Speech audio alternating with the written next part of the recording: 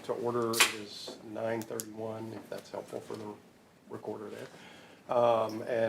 Excited to have everybody here. It seems like a pretty interesting project for the application review committee for the city. So with that, maybe we'll start with introductions, if that's okay, just so folks kind of, I think, know everyone around the table what their background is and their role. So my name is Charles Wood.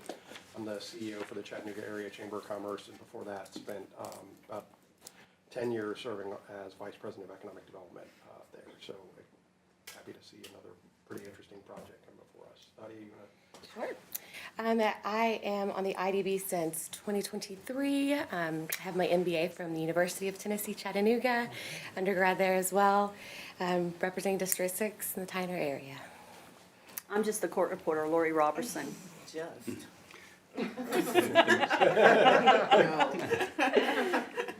I'm David Hudson, architect, and here in town I founded my own firm back in 1985, Artec Design Group, and last October we merged with Tinkerma, so I'm no longer an owner, I'm just an employee, but still an architect.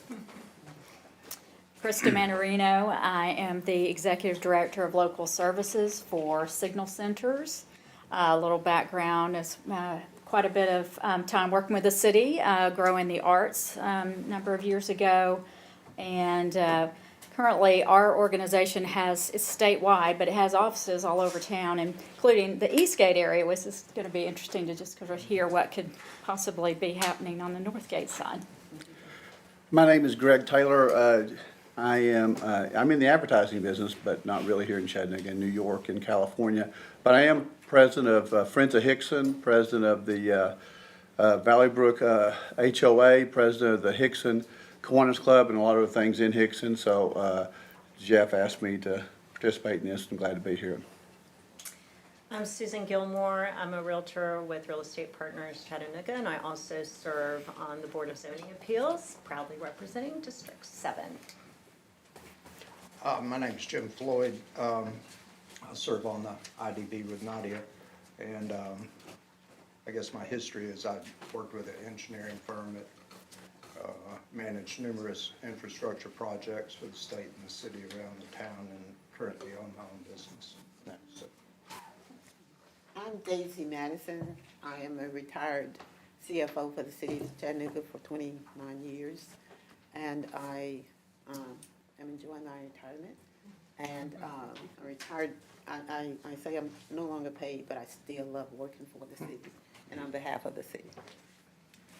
My name is John Michelle. I'm a developer for CBL Properties. I've worked on developing and redeveloping malls for almost 30 years, and I'm excited to be here to explain a little bit about what we're hoping to partner with the city on. I'm also here just to let you know with colleagues, Stacy Keating, David Newhoff, Kurt Hammondtree of CBL, Dan Cannon is our civil engineer with Miller McCoy locally, and Mark Smith is representing us on the legal side. Great, thanks so much. With that, I think it's okay. We'll go ahead and turn it over for Let me just introduce the folks on the screen. Oh, thank you. Sorry. Yes, go ahead, Betsy.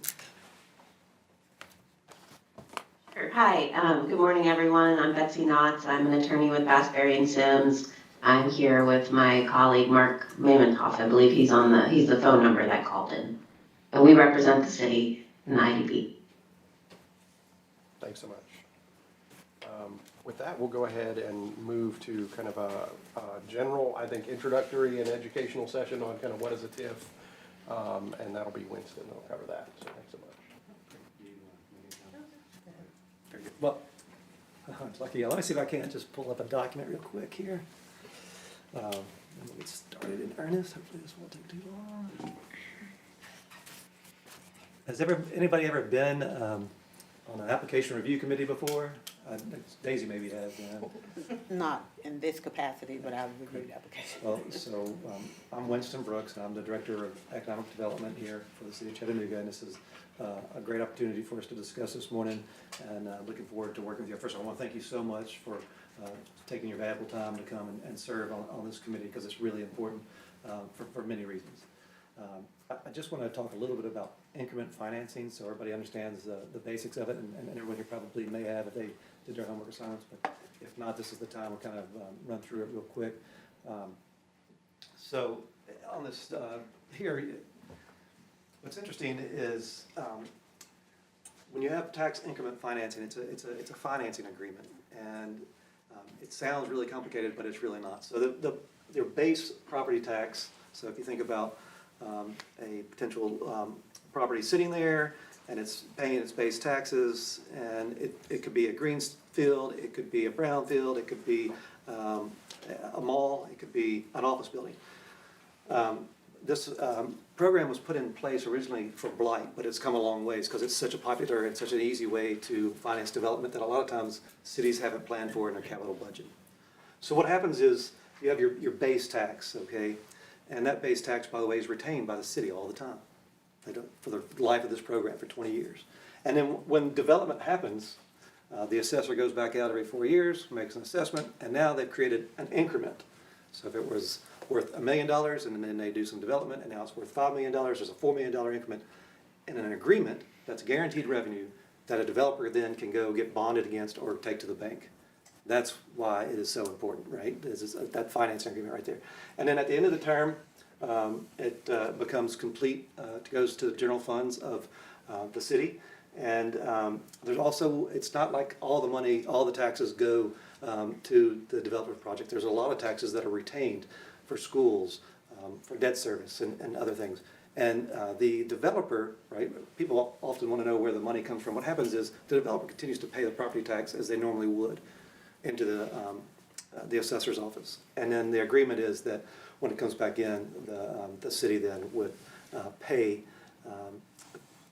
back to the developer to service that debt or to reimburse for the infrastructure project. So that's TIF in general, in a nutshell. Any questions? Everybody's good. All right. And then so I have a colleague, a great attorney, Betsy Knotts, and she calls the economic impact plan the constitution of the agreement. And so today we're going to talk about the application and the economic impact plan. And so we've been working closely, thank you, John, with our council to advise us. And so we're confident that the application and the economic impact plan are compliant to state law and to city policy. But we did have to ask for a couple of waivers, which we'll discuss a little bit longer in a minute. And also, one of those waivers was not granted, and we'll talk about the third-party review. Again, just making sure everything's transparent and everybody understands what's happening for this important site for Hickson, right? It's been, has a legacy of being a very important area, commercial site, Northgate Mall, for 50 some odd years. So if it's nobody has any questions about TIF, I'll turn it back over to Charles. No other questions? It is a pretty powerful financing tool for municipalities and as well as other kind of local governments. It's used around the country. So for Chattanooga, relatively recent in kind of more significant use, just as a bit of background. And so I think next item on the agenda, if we don't have any more questions, I'll ask John to go ahead and give an overview of the project. Thanks, Charles. Would you mind pulling up the plan that shows the 14, the properties, yes, and the mall? Thank you. Is that correct? Yep, perfect. Well, thank you all for the opportunity today. I'm excited to present and to be here to answer any questions along with all of my colleagues who I introduced. What we're looking at here on the screen is the site plan of the existing mall with the property, the different properties that are on the mall campus highlighted in the numbers 1 through 14. I think it's important to note that there are currently 14 different properties on this campus. And before I get into the significance of that, I thought I would take a second to describe the state of the enclosed mall business. I think that that's the reason why we're here. Enclosed malls have certainly changed a lot in the last 40 years or 50 years since this mall was developed. And Chattanooga currently has 2 enclosed malls that are existing, Hamilton Place and Northgate. Chattanooga is going to be a one-mall city, and that is not a positive or a negative for Chattanooga. It's just related to the size of the city and the evolving nature of the enclosed mall business. When I think of other cities like Nashville, Nashville it proper is going to be a one-mall city itself. There are other malls that are in suburban Nashville, but Nashville itself is going to have one mall. And I think that is related to the deterioration of the department store sector, which I think is pretty well documented in the media. Happy to talk about it, but there's consolidation. It doesn't mean that department stores are going away, but they're getting smaller. Their usefulness across asset types has changed. And at Hamilton Place, we have healthy, thriving department stores. At Northgate, we have closed department stores with one left, which makes the enclosed mall model not viable. Department stores have traditionally anchored enclosed malls, and they're no longer functioning as anchors at a place like Northgate. So the sector is changing, and the reason for this conversation, I think, is mostly related to the change in the sector. Looking at this plan, I think it's really critical to understand that there are 14 different properties. The utility system that we're proposing public-private partnership on is currently owned by number 13. The main mall owns the water and the sewer lines and the storm system. These systems were put in place in the early 1970s before Hickson was incorporated into the city of Chattanooga. The significance of that is the mall was developed with private lines right before the city was incorporated, or before Hickson was incorporated into the city. Had the mall been developed 4 or 5 years later, the mall would have been developed with public lines, and the utility companies would be responsible for the maintenance and the upgrade of the lines, and we probably wouldn't be having this conversation. When I talk about the private lines serving the 14 different properties, it's important to note that all of the properties around the perimeter are served.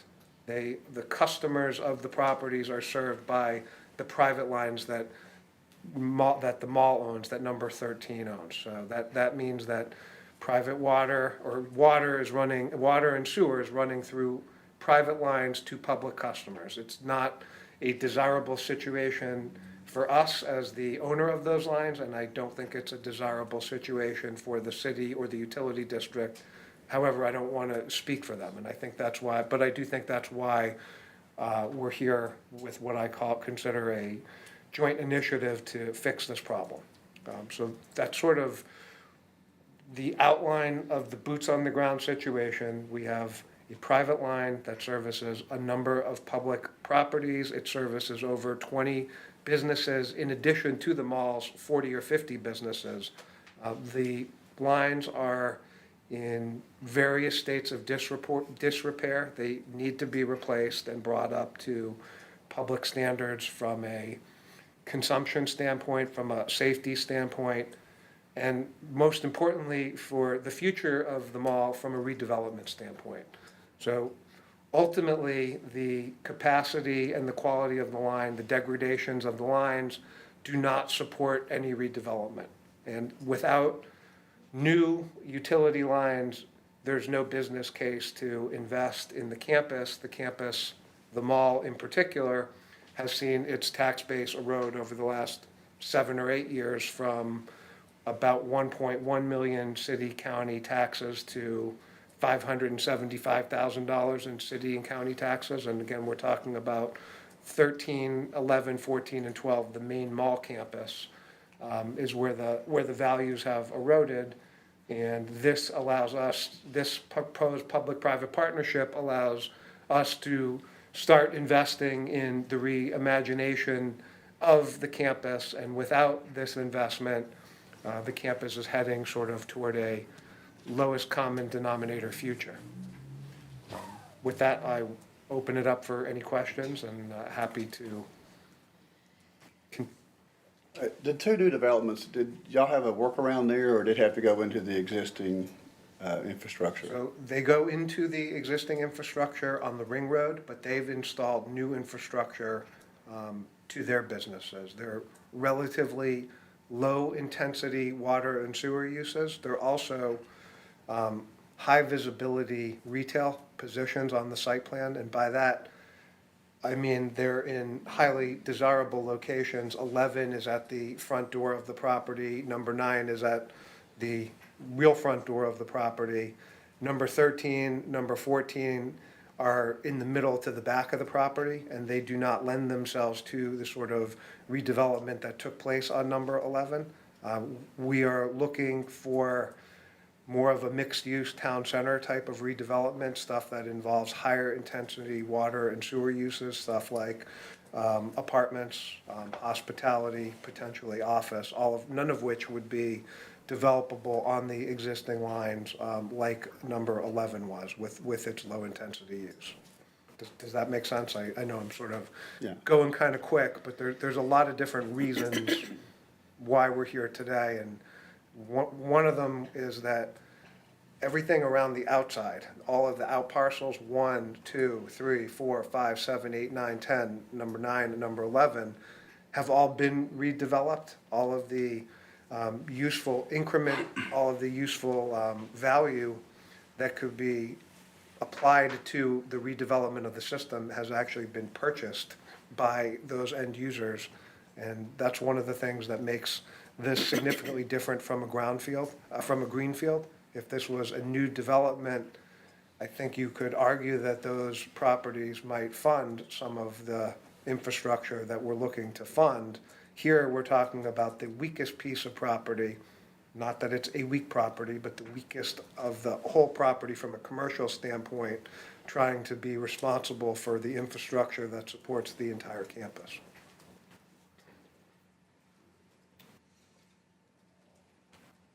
Yes. So, under normal circumstances, who would own that infrastructure and who would have put it in? Would that have been the city? So. I thought I heard you say. Well, I don't think there's any normal, but, Okay. but if this I was thought I a, heard you say if this was a new piece of property in 2025 or 2026, and we were planning to develop this or something like it, the development plan would probably include the infrastructure being installed by the developer and dedicated to the city. Right, And so, right, okay. and let me just kind of point to the plan.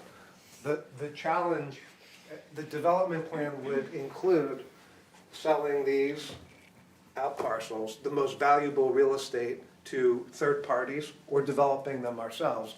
Those are the most valuable pieces of property. Those would be part of the overall campus plan in which you would fund the infrastructure and the other things that go on the site. In this case, the infrastructure is installed, all of those properties have been sold, they're all using the infrastructure. The redevelopment of the middle cannot support a investment in new public lines. Does that make sense? It does. I have one other question. It's sort of, if I compare that to Hamilton Place. Yeah. That would be sort of the central core, the Hamilton Place Mall, and then all of the peripheral. So explain how Hamilton Mall compares to what we're proposing here with respect to the infrastructure. So Finance the and utilities at Hamilton Place are public, they were built as public infrastructure. The reason this isn't public is because it was built before Hickson was incorporated into the city of Chattanooga. So the Hickson was incorporated in the early 1970s, basically right after this mall was built. So this mall was built with private lines. Hamilton Place was built with public lines, and it's not really a function, it's just a function of timing. And the infrastructure. The The utilities, I thought there were two parts here. When it's finished, portions would go to the city and others would go to the public utilities, is that correct? So the city owns the sewer, would own the sewer Right. lines, and the water line would be owned by Hickson Utility District. So the city would have installed those under normal circumstances, is that what I'm hearing? I think the developer would have installed them and dedicated them Dedicate to them the to- city okay. when they were installed. Okay.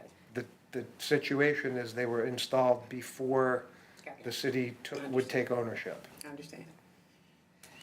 And I would imagine the city annexed the property afterwards because of the sales tax potential. Are there any other places in the city that have this kind of dynamic where it's privately owned lines serving multiple entities? Is that something that exists today, or is this really one of the few things like this? I do not know the answer to that. Interesting. I have a question. Does the private sewer system, like, do you collect like a private sewer fee? No. Do they pay a sewer They fee pay for the that? city. So you just kind of pass on that expense that you're incurring from the city currently? We don't pass on the expense, we bear the burden of the expense, and we get no income. Okay. So do you have an obligation to service these properties as part of the sales agreement when those properties were purchased? Unclear, Okay. What did you say? unclear. What was your question? Are they obligated to maintain this infrastructure to service these properties? In other words, eventually the infrastructure is going to fail. Right, What happens then? right. And so as an extension of that question, when does ownership of this property transfer to the city? The infrastructure, the utilities, as soon as they're built to Okay. city standards and accepted by the city inspectors. So as owner of it, can I assume that the city would be responsible for maintenance? Yes. Yeah. Yeah. I think that's. And talking to Greg Butler, he says that's a real problem for them, obviously. But do they own that, or I know they have to service it now currently, Hickson Utility, yeah. Yeah, I mean, it's a problem for everybody. He definitely, It's an ongoing problem for, we pay to maintain the sewer. I think Hickson Utility does the maintenance on the water line, and they're old lines that he are, tells me they're down sometimes, that businesses there don't have water yeah, I mean, for hours, days sometimes. That was my question. Like, do we have documented issues to support, like, if we did nothing at all, that this is going to fail very soon, based on your documented issues that have been reported? I'm gonna ask our That- civil engineer, Dan Cannon. He's an expert, and he's been with the property since we reacquired it in 2011, 2012, and It's- Dan's, Yeah. I wouldn't be surprised in 5 minutes occurred, and I got a text that the water line. Okay. It's common, and these things break. Nothing breaks at a convenient time. And do you think it's just like is it, just the age or the quality of the materials used? Like, I think it's the age. The materials, the storm, they're corrugated metal, the water, cast iron. We're talking, 55 years of service. That's beyond any life of really any material. What was your name again? I'm Dan Cannon. Who's the public utility that would, water utility that would own? Hickson Utility. Hickson. So they have just not maintained the system, because I'm assuming there are. I wouldn't say that. So that's the question then. If the water utility becomes an issue anywhere else, there would not be the expectation that the city would finance that improvement, or would there be? Just the question. And because maintenance is the issue here. Maintenance may have meant replacing it, but over time, this too will become whatever. Yeah, in the aged. same state, aged. yeah. And I'm assuming the city will then, that utility will at that time hopefully do whatever is necessary. And the better they maintain it, I assume, the longer. I think, It's longer to last. I would hope, yeah. we've got engineers here too, but the nature of construction in 2025, 2026 is a lot different than it was in 1970, and I think that the quality of the materials that are used to build the utilities have more longevity. Again, I point you back to the fact that there are 14 different property owners. We're not, the person or the entity that owns the lines, number 13, is supplying the lines for all of the property owners that are paying the city and the utility district for the use of those lines. And to me, that's kind of the fundamental challenge that you have going on here, is that all of these businesses are reliant on private lines for whatever reason, for whenever it was built, however we got here. I don't think anybody expected to be here talking about this challenge. The challenge really puts these businesses, there's over 20 businesses on the other parcels that will be operating whether or not the mall continues to operate. And they're reliant on these services, these city services, and they pay the city and the utility district for the water and the sewer. But correct me if I'm wrong, but the water that actually gets through there to them runs through private lines. That is correct. So at some point at the property line, you have a meter that's owned by Hickson Utilities, and then from that point to these other entities throughout this entire property is ultimately owned and maintained by a private entity. I think that they have meters at the specific properties. I don't think there's a meter that takes, There's no master meter. that reads that what goes into the private system. But your point is. My point is that it, you know, it's all being fed by private lines. All of the public consumption to these properties runs through a private line that is owned by number 13. And, you know, on top of that, and correct me if I'm wrong, on top of that usage, right, they are paying a tax, a fee for it to go into the sewer system. You are correct. Right. Which is also maintained until it gets off the property by a private entity. Which, to just take it further, there's taxes being paid by the users, or there's a usage fee being paid by the users that we don't collect, and we are paying to maintain the line. That is what. To get it off the property to the public facilities that will ultimately treat it. Yes. Yes, sir. I understand. I think I understand too. What you're saying is, it's back to my original question, under normal circumstances, let's say Hamilton Place, that scenario would be different. Correct. That's what I'm getting to. Under Hamilton Place, those utility lines would have been maintained by the utility, is that correct? Yes. And then- Because Or they're the city, because they're right, public, depending on the city. because they're public lines. Right. And what's being proposed in the plan itself and in the application is basically utilize future tax revenues to fund redevelopment of the infrastructure, which I would say, as someone who's worked in economic development, sometimes economic development is very cool and sexy, and sometimes it's not, and in this case, probably not, but the infrastructure that goes into the ground is incredibly important to make it all work, is what it looks like, so. And I hate to keep asking, because I want to understand the concept, so that this system is treated like others, to the extent that Hamilton Place actually paid for or did they pay for the construction? Absolutely. They did. They did, and just like Northgate. They paid for I'm sorry. Well, Northgate paid for the construction too, it just, they paid for it at the wrong time.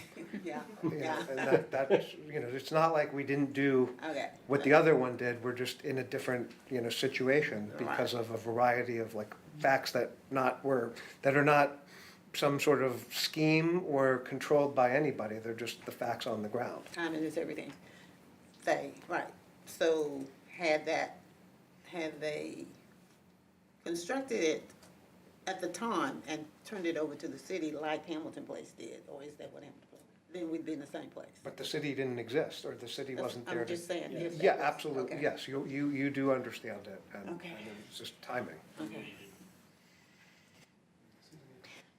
Just really out of curiosity, because I know like Kava and Starbucks and all those are on the perimeter, but has this not made it difficult to attract national?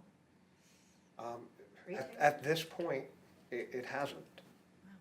And that's why you see all that redevelopment. What we have and what the city has would be a potential problem. And, you know, one thing, going back to my presentation on the nature of the mall, when the mall is successful, the mall can pay the maintenance. There's cash flow, there's money to pay. The mall is doing this, it's doing this on an assessed basis, and it's doing this in reality. If you walk through it, you know, It's a good walking trail. Yeah. the occupancy is declining, the business of the mall is declining, and there is no saving. You know, it's gonna take some time to unwind the mall, but there's no saving the mall. There's no business plan that's going to fix this mall. And one thing we've heard in the, you know, in the public is, you know, well, why would we make a investment into a mall that's in trouble? And this investment is not into the mall. This is an investment into the horizontal infrastructure for the other business owners who are using the public services, and I mean, it will allow us to create a follow-up business plan that involves redeveloping the shopping center, which will utilize a extremely important piece of property to a higher or highest and best use. It should stabilize and increase the tax base over time on the middle of the property. So for all of those reasons, you know, we're really, Without this, none of that will happen. without it, and I've been accused by a number of people internally, my friends over here, of threatening too much. So take this, you know, just as sort of like an explanation of what could happen would be the mall continues to decline, it becomes no longer, doesn't make any money to support the infrastructure, so then everybody's looking at everyone else like, how are we going to feed the kava? How is that gonna work? And, you know, is the mall gonna be able to support it? There's another thing that's going on in our industry, which is called zombie malls, and this is not that yet, and CBL's not a zombie mall landlord. We take a lot of pride in our malls, and we operate our malls highest and best in the industry. This is a hometown property, and, you know, certainly you all know us, our company, our principals, and our Hamilton Place, and, you know, that obviously we take a lot of pride in it. There are companies who buy these properties for the lowest possible amount of money. They bleed them dry, they operate them, and then ultimately, you know, look at the city and say, you know, what are you gonna do? Are you gonna buy this from me? You know, what are the reasons for the city to step in? And that's not where we're at, and I'm not saying that's what's going to happen, but this intervention prevents that conversation from starting, and it also starts the property to being redeveloped to a highest and best use. Just an observation, it seems like Hickson is growing. I think that's a true statement. And there's a lot of development that's attractive around the mall. And I think I looked ahead to see some potential residential, maybe rental property around that. And there are senior living facilities surrounding that area. So are we going to hear at some point, maybe I'm getting ahead of myself, of kind of the vision of how this is going to tie in and complement the existing development even beyond that footprint?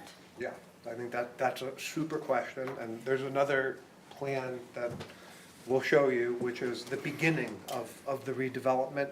One of our challenges is we can't contemplate investment into the demolition of the property, the unwinding of the enclosed mall, until we know that there are public utilities here serving the other customers of the property. So we agree that this is a fantastic piece of property. We know it well. We're local to Chattanooga.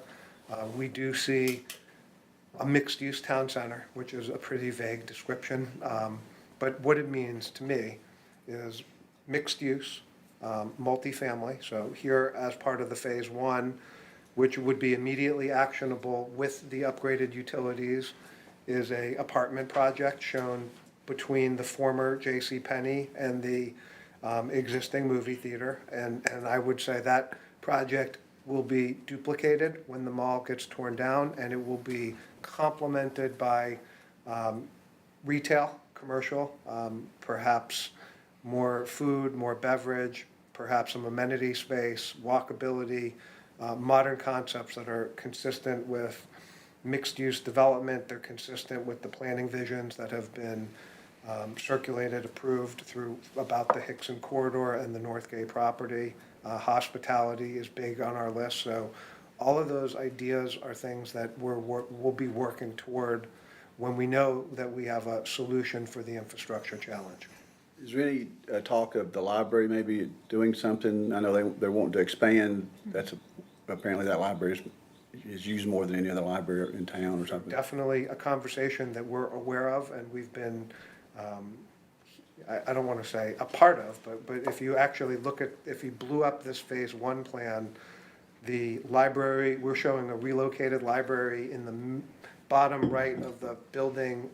I don't know if I can do it, but up right here, we're showing,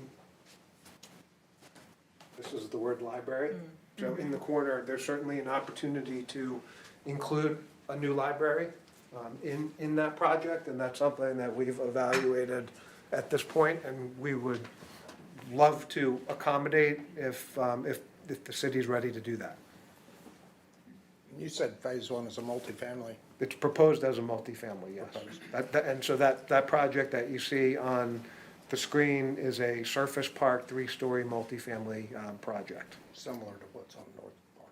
Yeah, I'd say so. Excuse me, and these are planned to be rental apartments or? Yes. Okay. And then whenever these new facilities were installed, I'm assuming permits obviously were pulled. So was this sewer inadequacy brought up? I mean, when these, for instance, I know, is it BJ's or all of these new facilities that are, almost set to open, when they hooked into the sewer, what was that conversation like?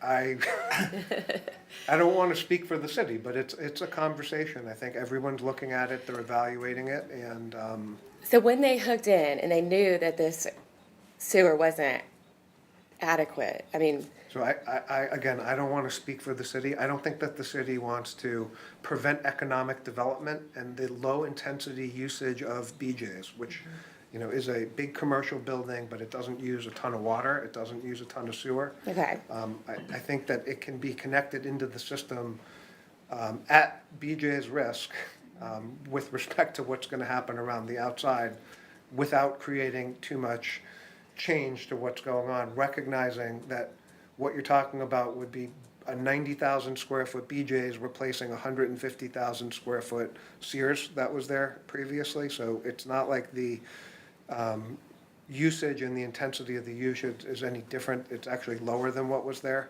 Okay. So it didn't really seem, and so whenever that facility was built, they were aware that it was a private sewer or I sewer honestly line? don't know what they're aware of or not, but there's documentation that They could be aware of it. they should be aware of it. Yeah. Yeah, I'd say that. Yeah, okay. I was just, curious about it. Because when we talk about redevelopment, I mean, that's kind of a big shift from going to, these big box stores, which also we know aren't successful at this time.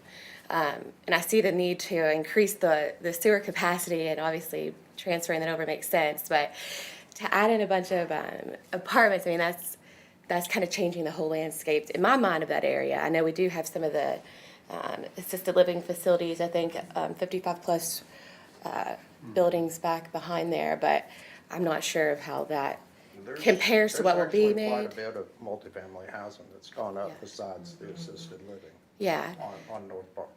okay. So like instead of the mall area, we're gonna kind of tear that down and create apartments? It's Is gonna the be goal?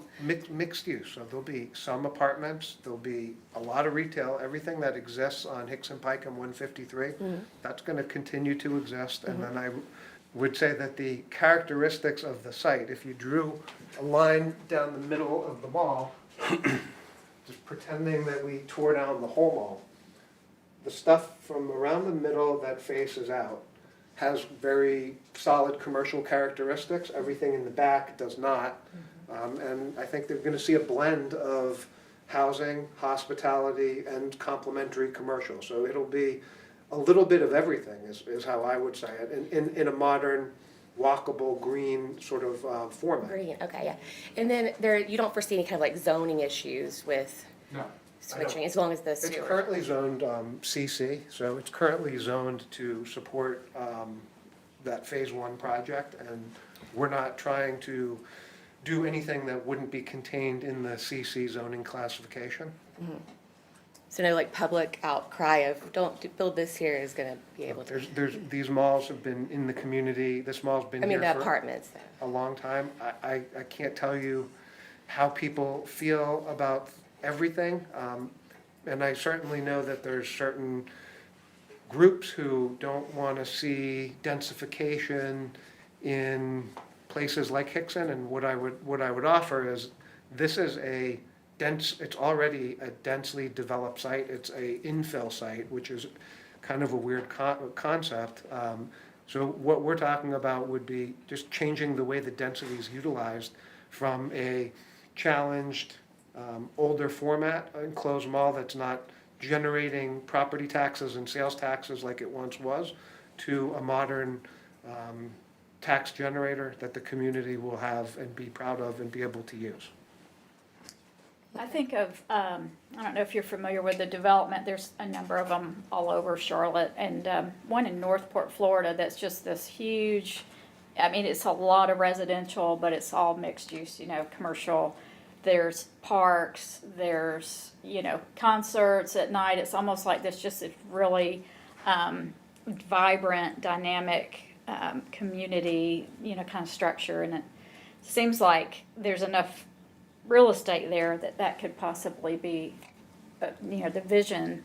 Because right now it's just hodgepodge to me, you know, and I love Northgate Mall. I grew up, first job worked at Miller Brothers. So, I mean, I remember when it was vibrant and wonderful, but, you know, to your point, I mean, that's not what people want anymore. And so, but these communities where there are concerts and there's green space and that type of thing seems like, and I realize that the residential won't bring in probably as much tax base as the commercial, so you've got to figure out that mix, but, As a city, I would assume the city would want to see increased kind of density of uses on what are now kind of brownfield sites. I mean, this, to me, makes that property, I think, much more viable long-term for the city.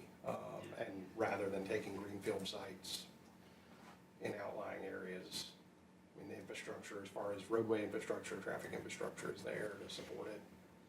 I mean, it's a logical path, I would imagine, for the city. Actually, I agree, and I recognize the vision and appreciate the vision and the interest. I'm just trying to figure out, because the area is growing, the economy is doing its thing, and you are putting this to make sure that we continue in modern day rather than, you know, 50-year-old concept. But that, to me, seems to be a vision that is supported economically. So my overall question isn't the project itself, because it sounds like a great project, is this isn't my typical brownfield area. So my question, I guess, gets down to the but-for test. And I'm not sure that the but-for test is met, although I know there are certifications out there that says it is. But it just seems like this project could support itself, like any other routine developer, but maybe not. So in that regard, my one question there is, I'm assuming you have presented this project to your bankers and they've denied your loan, your funding.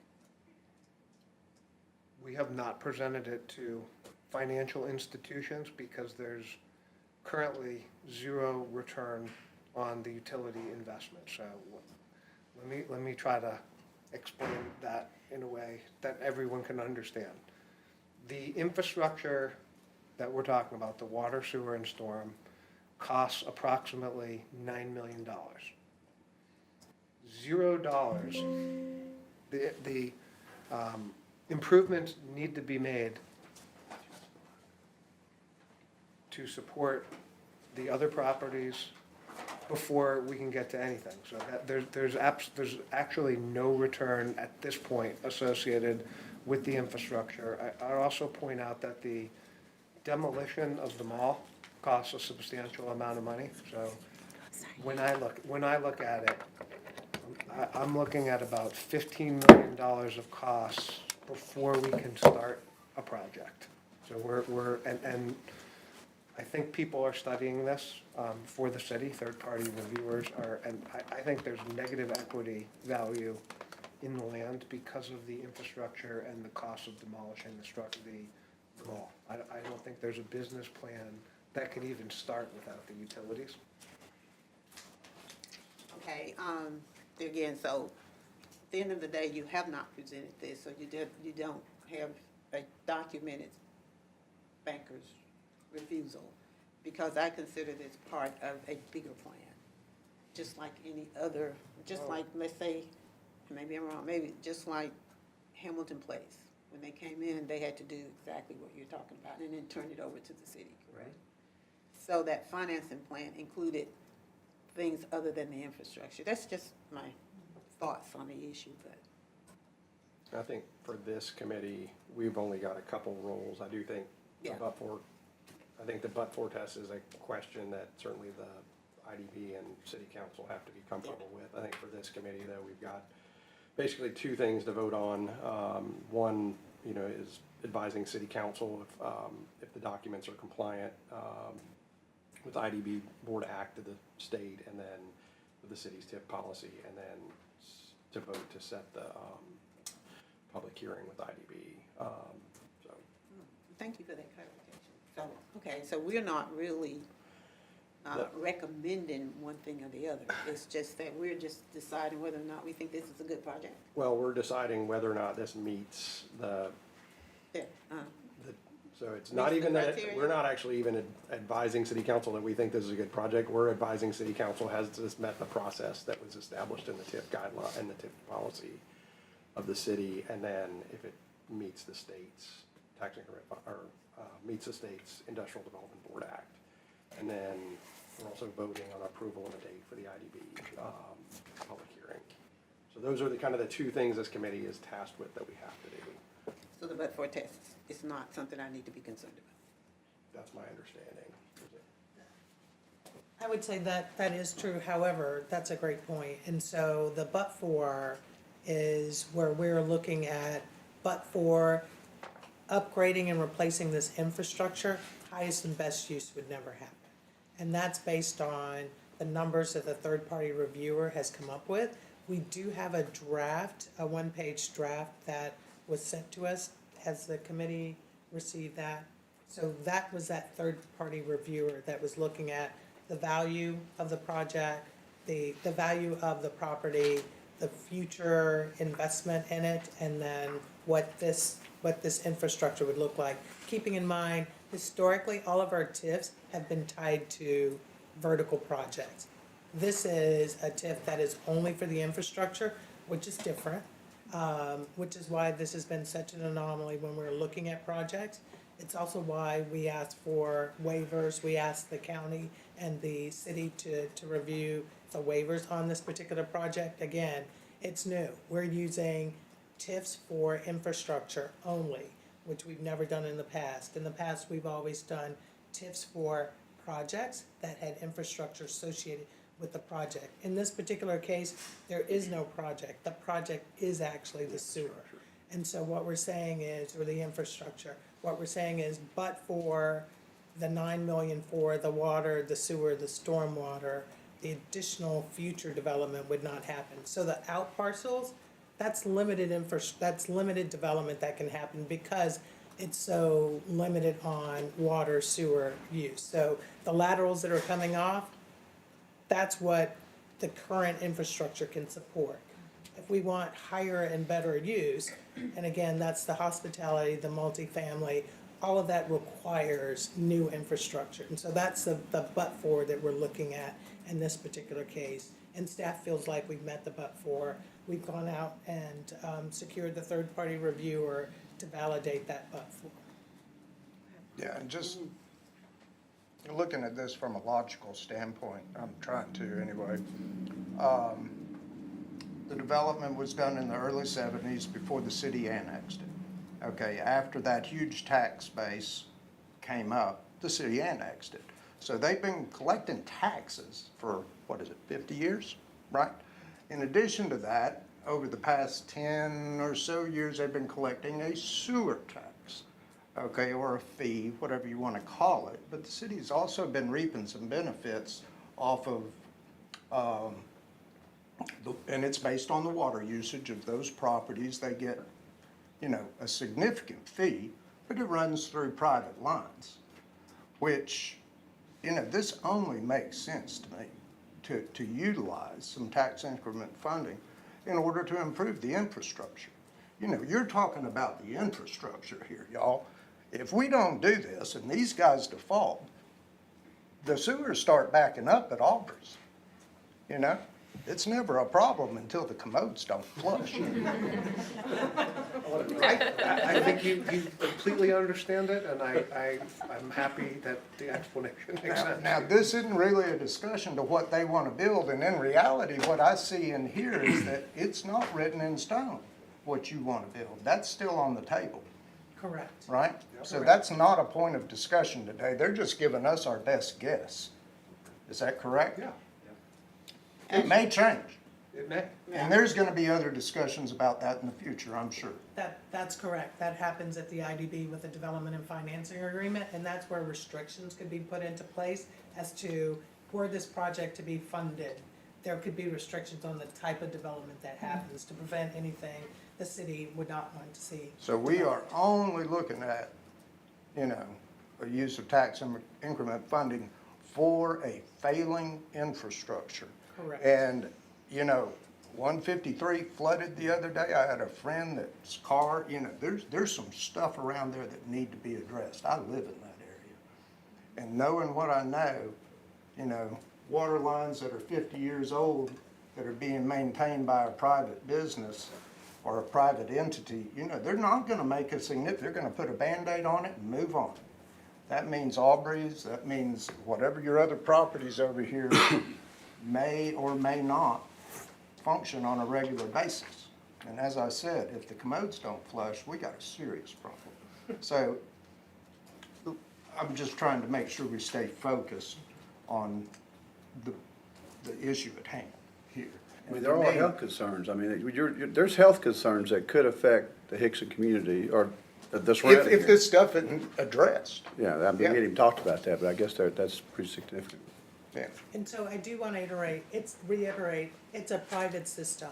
And so we have a private developer coming to the table, asking for public dollars Right. to replace and upgrade the private system that would then be dedicated to the city, to the municipality. At that point, it becomes a public system. But again, it's a private developer taking the risk, funding it on the front end, and then asking for reimbursement, and then dedicating it, building it to city standards, and then dedicating it back to the city. And in an emergency type scenario or something like that, if, say, CBL isn't around, the city's gonna probably end up taking it anyway. So I think we're being proactive here. So just my thoughts on the matter. Any other questions on the project itself? And if not, I'll move to item 5 here on the agenda. We're almost at an hour. Okay. So I hope everyone had opportunity to review the application and the other information that was sent out ahead of time. I think maybe I'll just start by asking Betsy Knotts, who's contracted. Yes, I'm still here. Okay, thanks Betsy, who's contracted counsel for the city. Is it your understanding that the application meets city TIF policy guidelines? Yes, we've reviewed the application and the current TIP policies, Okay. and we believe it's being compliant. Okay. And then an application doesn't necessarily have to meet the state IDB Act, correct? That'd be the economic. No. Okay. Can I ask a question? Yep. What does that mean when you say it doesn't have to meet the state? The state doesn't have a requirement around the application, just around the plan itself. Does that make sense? The city has a requirement around the application. I'm just wanting to make sure that but-for test is not an issue for us. And my biggest thing is, while I am totally in agreement with all the comments, I'm trying to see how it would be different for any other developer that we're paying for infrastructure. How it would be different for how I could then not say yes to any other developer who's wanted to come in and do all of the good things in terms of paying the upfront cost for that infrastructure, and then giving it to the city so that the city can maintain it, because that's why it's given to the city, so that the city can maintain it. So that's all. I'm just wanting to make sure that that's not the issue here for me to be concerned about. Because I do know for sure it is definitely advantageous in terms of project development. I just see so much of that happening across the city, and most of them aren't asking for tips, so we'll see. So I can add some color, Daisy, and by the way, nice to see you. It's been a minute. I used to run the local government finance division, the comptroller's office, so we talked. And now I'm over in the private sector, so good to see you. So the but-for test is not a legal requirement. It is a requirement that you guys have self-imposed in your TIF policies for good reason. And so we are complying because we've hired a third-party reviewer, and he's in the process of, crunching all the numbers and coming up with a final, how much is a reasonable return on investment for the developer. We spoke to him over the weekend, and we did get kind of a preliminary analysis on if there were no subsidies whatsoever, no public subsidies on this project, it would be a negative return for the developer. So it proves that there is a case for the developer asking for subsidies in this project. Can I ask a question? Sure. Then, can any other developer then essentially divide my project into infrastructure and then vertical later? And then get this same sort of thing, because the infrastructure by itself is not intended to, but it's just the vertical complementing it that makes it advantageous for anybody to do, to provide that infrastructure. So I will add that the legislature in the last legislative session did broaden the TIF Act, and so now infrastructure can be done as a standalone project in tax increment financing. That was not allowed prior to this past legislative session. And so the landscape is changing a little bit as a result. But numbers-wise, I don't think we can say that, every single standalone infrastructure project would meet like the but-for test, like this is appearing to. I think every case would be different. Okay, I think you just told me, for my mind was different in that the state has now allowed these separate. Correct. Okay, all right, okay. Thanks, Betsy. No problem. And then Betsy, I might move down the list here. So it sounds like applications, Sure. TIF policy, economic impact plan. Can you confirm that meets the state IDB Act as well as the city's TIF policy? Yes, I can confirm that since we drafted it. And then the process that's been undertaken to date, I know we've had a couple meetings so far, so are we in line with the TIF policy for the city so far? Correct. Okay. And there was an additional meeting that the city held related to the waivers that was not required. Okay. So that was extra cover, extra transparency. Okay. And then I'm assuming you also drafted the resolutions of intent? Correct. Mark and I did. Okay, so those meet statute as well? Yeah. Okay. And it's been properly noticed to the meeting. Okay, thank you. The meeting has been properly noticed, as according to staff. With that, any other questions on kind of review of the materials in the committee?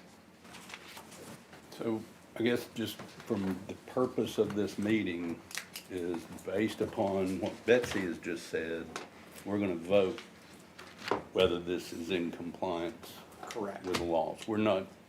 We don't know the laws. correct. So, okay. I mean, you might, but, No, we don't. but that is correct. I'm with you, David. Any other questions on this? All right, with that, I'd like to entertain a motion to advise city council the documents are compliant with the IDB Act and the city's TIF policy and are qualified to be submitted to city council for approval. I make a motion. Yeah. We approve. Second. Any other discussion? All in favor? Aye. Any opposed?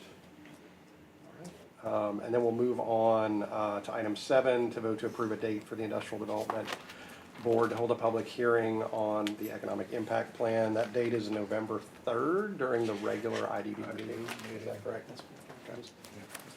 Back to it, we'll look at it.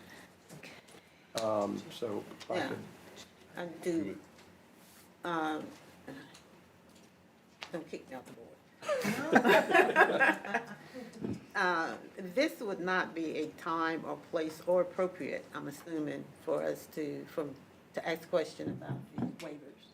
And the waiver themselves has really nothing to do, I won't say nothing to do with, but with respect to what we're doing here today, the waiver doesn't come into play. technically, it doesn't come into play with the review committee. That doesn't mean it's not fair for you to ask staff I was about it. concerned, I was interested, I noticed, but let's finish the meeting. Okay, got it. I'm interested. And so that, again, that public hearing would be set for November 3rd at the regular Industrial Development Board meeting. So if I could ask for a motion. Move to approve. Second.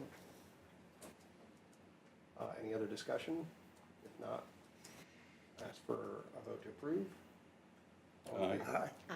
Any Aye. opposed? All right. Any abstentions? Yep, that's fair. Any abstentions as well? All right, thank you very much. Do you want me to leave the meeting open to answer that dialogue? Let's leave it or- open. Okay. We're yep. finished with it, okay. I'm curious about the waivers too. So just for any other questions for the group, including one for Daisy Madison, I think we can handle that before we adjourn. Right, and then we did go through kind of the process, but typically what happens with a TIF is the application would start at the Industrial Development Board. The City of Chattanooga adopted policies allow the IDB and/or the City Council to waive any policies in the acceptance of application.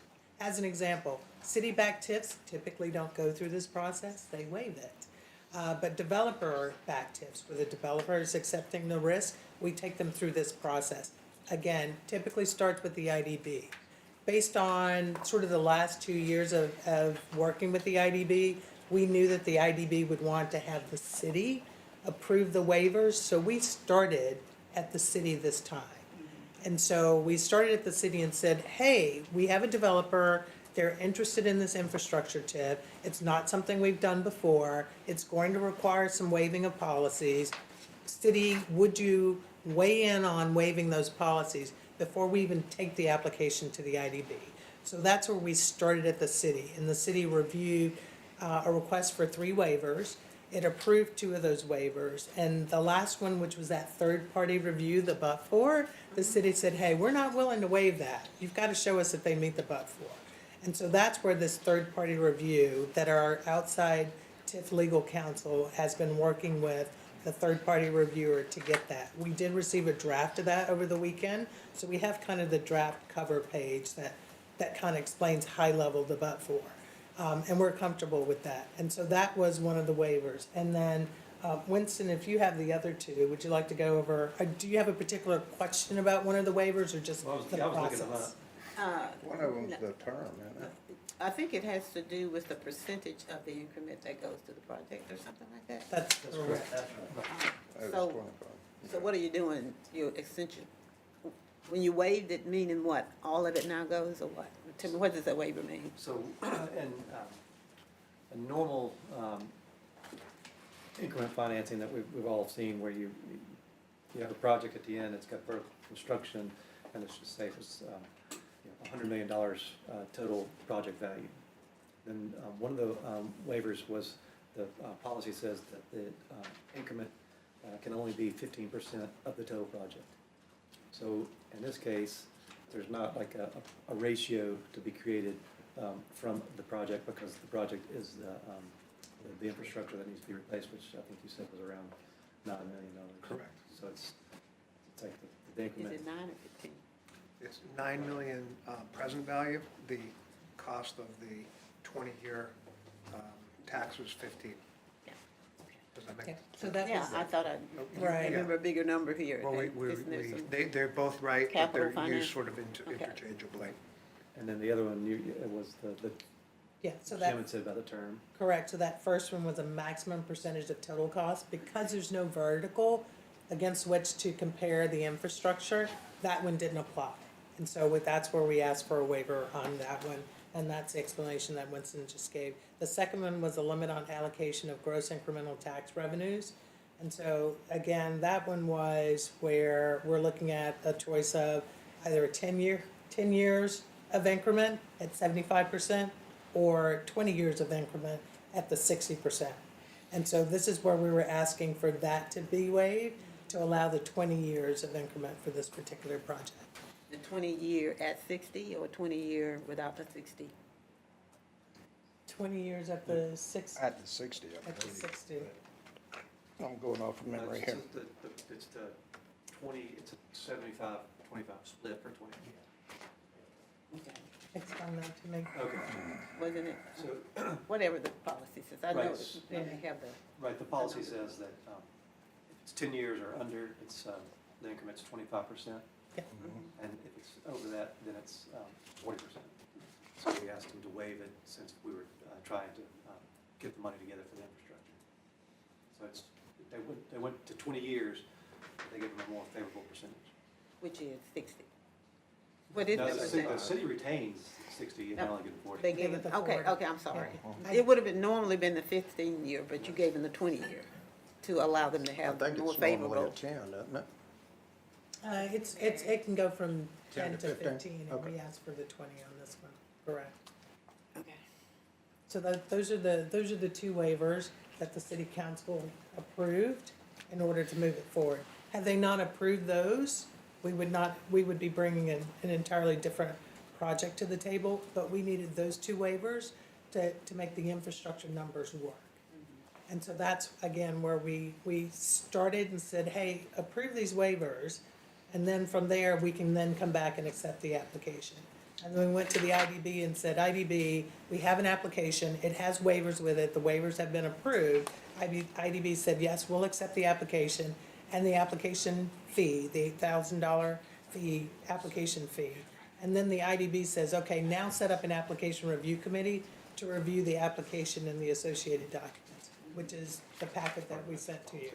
And then your approval then goes back to city council, and then we also have a public hearing, and then all of that gets finalized in December. And then there's a development and financing agreement that typically will happen in January.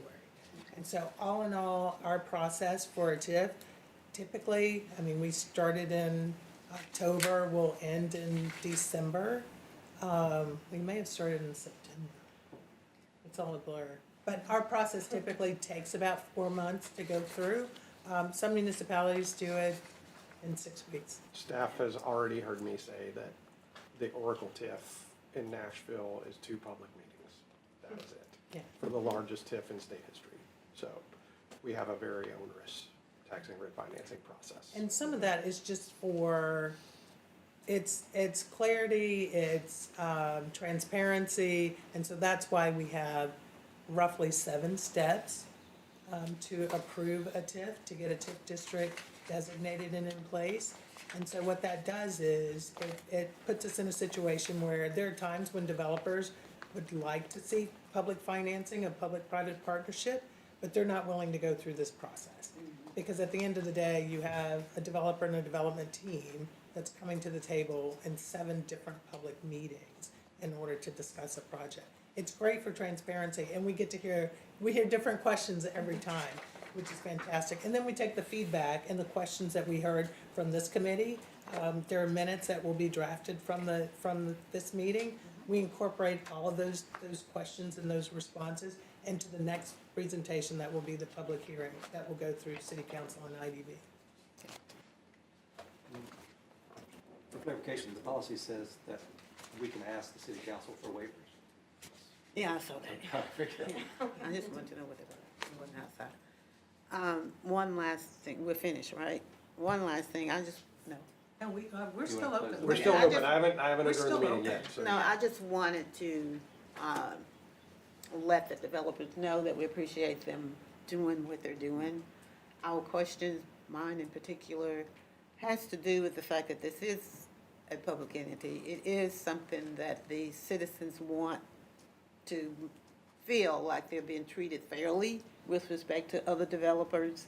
So I ask questions that they will ask. And then I need to basically be able to respond in a way that I feel comfortable and not make up responses, if you will, on behalf of the developer. I'm not trying to defend the developer. I'm really trying to explain and understand why the city is doing this, because for this developer versus another.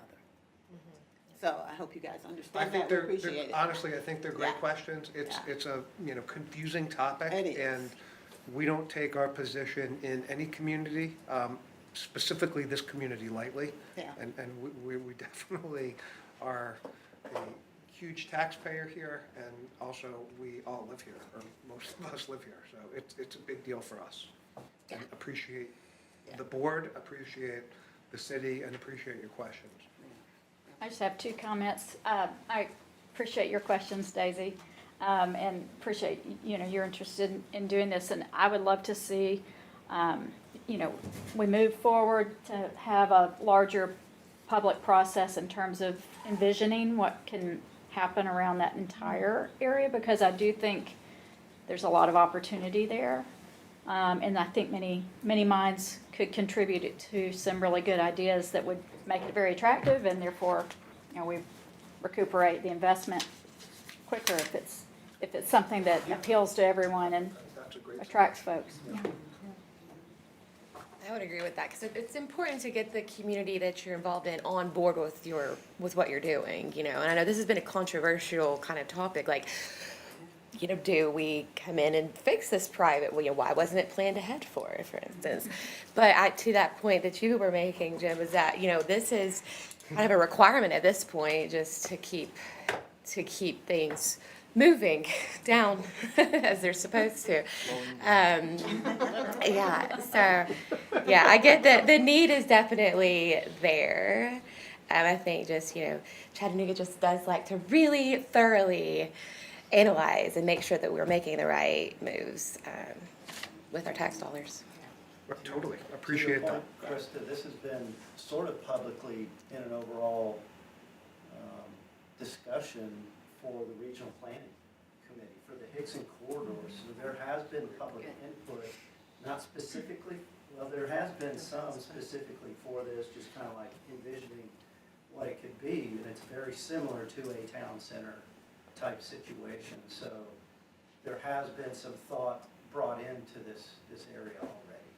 Right. Yeah, and to me, as far as Chattanooga's vision, this fits it entirely. I mean, they're all into the mixed use and things of that nature, so. Yeah. And this kind of comes full circle in response to one of your other questions about this project versus another project that might come to the table.